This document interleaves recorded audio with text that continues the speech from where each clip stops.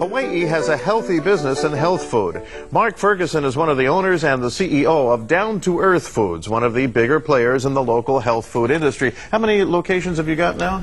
We have 5. And how many health food stores are there approximately across the state? About 15 to 20. Okay, that's a fair amount for the third smallest state in the nation. It shows people here like to eat healthy. Yeah, definitely.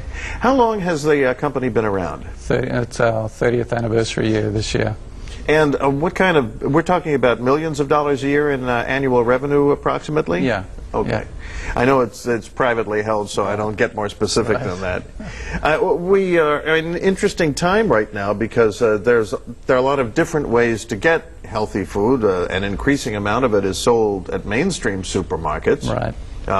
Then you've got the farmers markets on the other side with in some cases, I think, your own vendors selling directly. Yeah, selling some produce. What is it that causes your loyal patrons to continue coming to a health food store? Well, specifically for Down to Earth, it's the variety of products. So we have a wide variety of products. We're a vegetarian company. We support local growers, and we very much are an organic company. So I think those factors are the key things. To what extent is the vegetarian part of it a real niche? I mean, I know there are a lot of health food stores that do sell meats. Yeah, well, actually, Down to Earth is quite unique, actually, in terms of the natural products industry. It's only small percentages of companies that are actually vegetarian companies, and Down to Earth is actually the largest vegetarian company in the whole of the USA. I didn't know that. I do know that vegetarians, I have a relative in my family who's a diehard vegetarian, and one of the things I've learned from watching her diet is that she has to be very careful to get certain nutrients that she isn't getting as a result of not eating meat. So she's very particular about nuts, about certain dark vegetables, about also taking vitamin supplements. Do you do any of that? I mean, really, that's really not necessary. It's actually what there's like something we call the protein myth. Mm-hmm. If you just eat a balanced diet, there's definitely no need to take any special precautions. In fact, really, it's actually the other way. Eating meat is actually unhealthy, and so it's a little bit of a myth to think that eating meat is better for you. Well, let me run something else by you and see if it's if you see it as a myth or not. And that is, I've heard some doctors assert that actually vitamins are an inefficient way to get nutrients, and that if you can, anything that you can get, say, from a leaf of spinach, mm-hmm. will be more readily assimilated by the body than something that's embedded in a pill. Right. Well, at Down to Earth, we promote the eating of a balanced, healthy diet, so especially organic foods.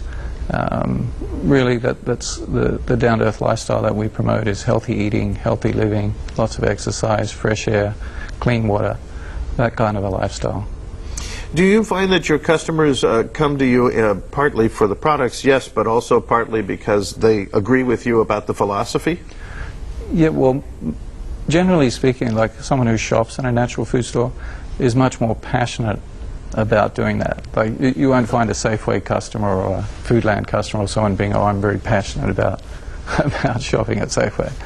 But a lot of times people actually identify themselves, well, I'm a down-to-earth shopper. I shop natural foods and I shop down to earth as opposed to another natural food store or a regular grocery store. What do you think might or could happen to you when Whole Foods market comes in, as of course will be the case in just a few months? As you know, they're like the Walmart of health food stores on the mainland with more than 300 locations and economies of scale and deep pockets. If they wanted to, they could probably create the nutritional equivalent of a fare war. I don't think, Whole Foods aren't really, they're not discounters. In fact, they're actually known as whole paycheck. They're very expensive. They're a fancy gourmet kind of business. Mm-hmm. So they're not discounters. It kind of sounds like you don't see them as going after the same psychographic either. No, not really. I mean, they're, because they're more gourmet, more fancy, their market is a little different. So like their shop, going into one of their stores is very different than going into a down-to-earth store. Mm. So they're, they're much more, they're not a vegetarian store. They sell meat, they sell alcohol, They sell all kinds of, when I say gourmet, that's like very sort of elaborate foods. I have like chocolate dipping stations, things like that. Yeah, it's funny when you put it that way. It sounds so unhealthy. But well, let me ask you this: do you think there will be any economic effect in an indirect way? And the reason I bring that up is because some of your brethren on the health food side of the grocery industry have told me that they suspect that there will be a sort of a bidding war for local produce because they're committed to buying it too. And of course, there's only so much local produce that can be produced. Right, right. I think with local growers, I mean, down to earth, we've been supporting local growers for, over 30 years, especially the organic growers. And, we buy everything we can locally. I think with Whole Foods, I mean, their stores are going to be, very large stores. And they're just really not going to be able to buy small quantities of produce. Like a lot of local growers, they're only growing a crate full or just small quantities. In the Whole Food stores, they just won't be able to supply them.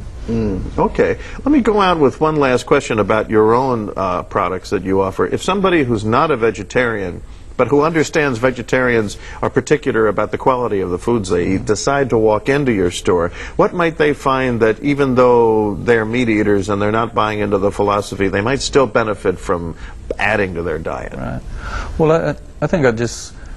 more than half of our customers aren't vegetarians. You definitely don't need to be vegetarian to shop at Down to Earth. We have like, almost 10,000 products in our stores. So we have a whole range of produce, fresh, organic, local produce.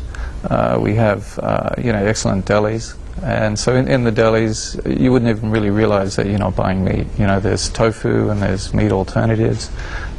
In fact, we have excellent delis.